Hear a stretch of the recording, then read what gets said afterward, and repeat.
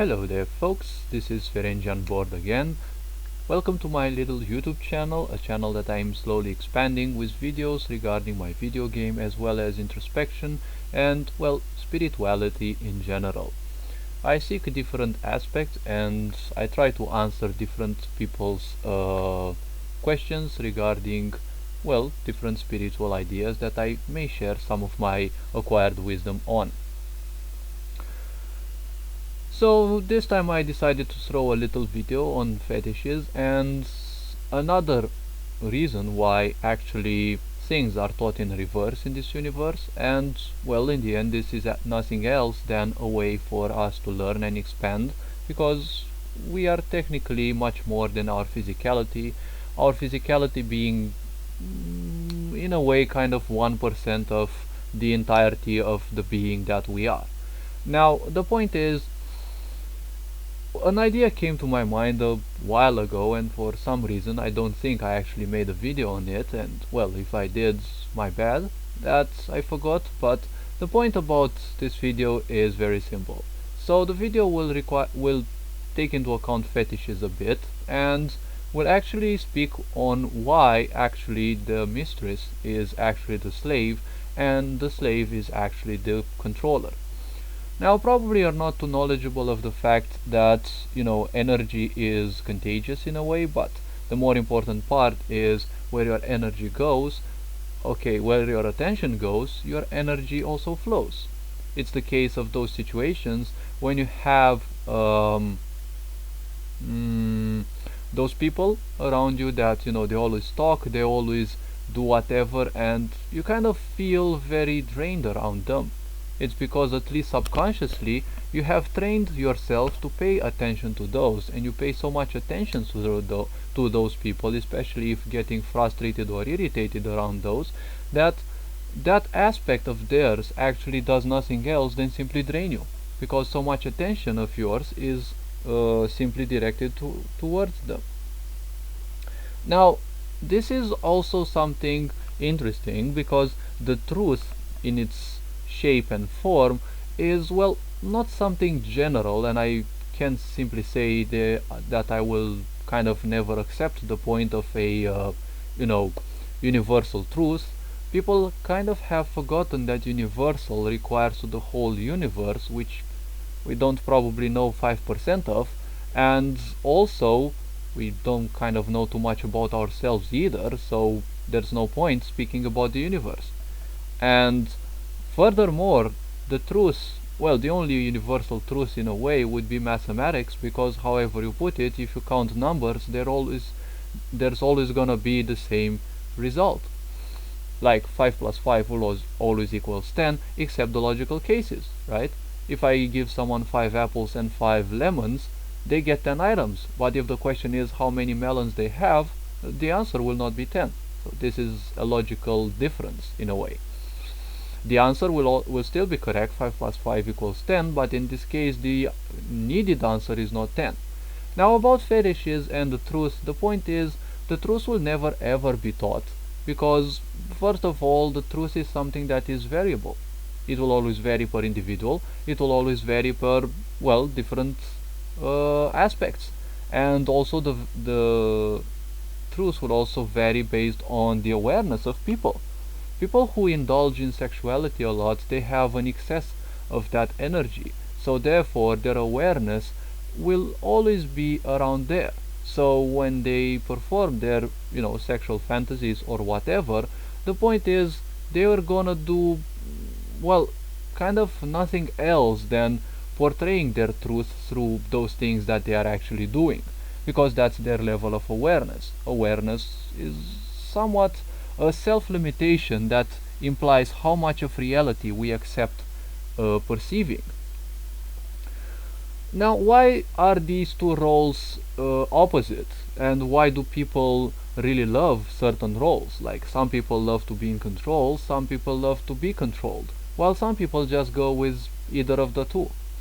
Now, the point is, people may not know, but may not actually understand, but being the person in control is actually being the slave. People may not really understand this, or people might actually burst into laughter, but it's actually it's actually something that's, well, as I said, it's far beyond the awareness of typical humans. Now, why is that? Well, when I was young, in my school, there was something that was called the chief of the class, okay? It was a stupid thing, it was kind of irrelevant, but still, someone used to be designated as the chieftain of the class, let's say, and, they were basically the ones who should be taking care of, some of the responsibilities, and they were usually the one who would represent the other pupils in front of the teachers and something like that. This was something useless because there is no such thing as a board or a committee of such students. It's just a role that you get, and technically you are the slave of the class.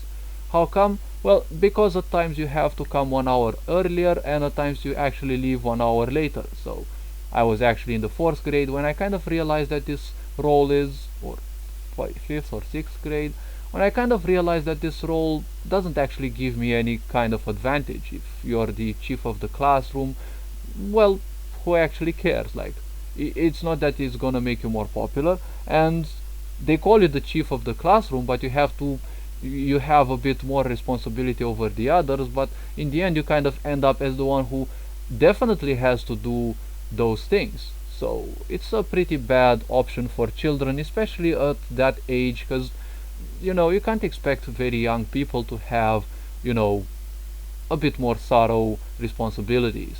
Now, when someone does not have, okay, when they lack control in their own life, the problem is they will seek other people, and they will seek control over other people, or they will simply seek control over themselves because of their low self-esteem. They will literally accept anything in exchange for some attention.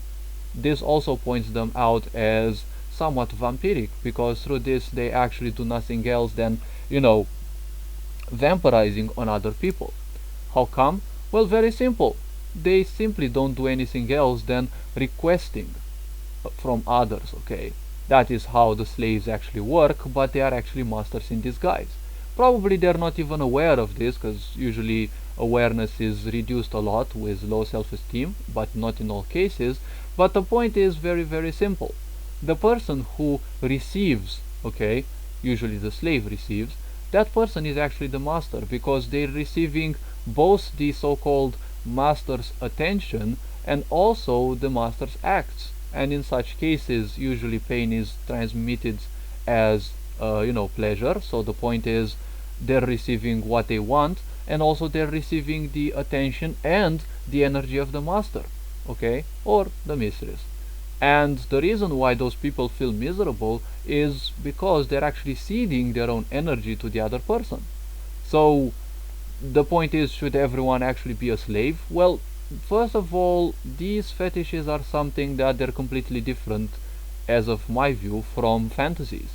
Fantasies are something that one simply likes, but they're not necessarily desperate about trying. Fetishes are fantasies that get into the other spectrum, where the people are desperate about trying. They're kind of the only thing or things they would be trying, and even worse than that, they will never be dependent on the people that provide that. There will never ever be a so-called loyalty. Their single loyalty is based on the fact that they are actually receiving what they want. And when you receive what you want from a person, if someone else comes and provides it in a better way, shape, or form, the point is the previous person may actually be ditched, because people are only thinking from a much smaller prism, that of receiving. Because when people receive, they are highly in that mentality of lack, and highly in the mentality of how to call it, um, of victimization. So, getting stuck in that mentality, they will keep thinking that they still don't have enough, and it's a form of actually losing yourself to these. And when one manifests mentalities of lack, the point is that there will always be some, spiritual parasites that will never miss the opportunity to come and attach themselves to that specific person, because all they're looking for is some energy and as well as attention. And they also shape the way those people function. And guess what? Those people actually end up doing kind of the same thing as the parasite does. They require attention and energy. So the truth will never ever be taught, because the truth in the end is always going to be much more powerful when it is discovered, not when it is taught, because if people are not ready to accept your truth, they will simply laugh at you. They will simply laugh at you. Probably you've been through this before numerous times, but let's face it, in the end, the point is the truth will always be more powerful once a person simply discovers it through any means necessary. Be it that they already knew it back then, but they finally, had some events that proved it to them, or be it that they became introspective enough that they actually discover some of their own truths, and they shed some of the masks and lies that we actually have. Okay.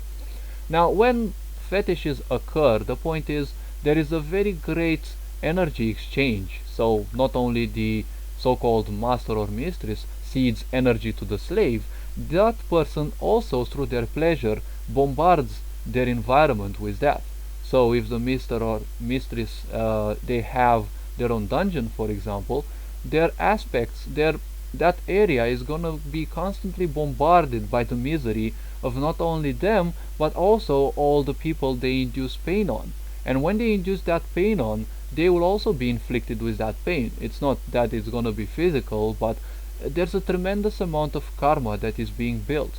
And I'm not speaking about karma from the sense of, the way people see it as a kind of, the accumulated presupposed sins that they would have, because people nowadays, funnily speaking, they're so interested in removing their karma, but they don't even know what that specifically is.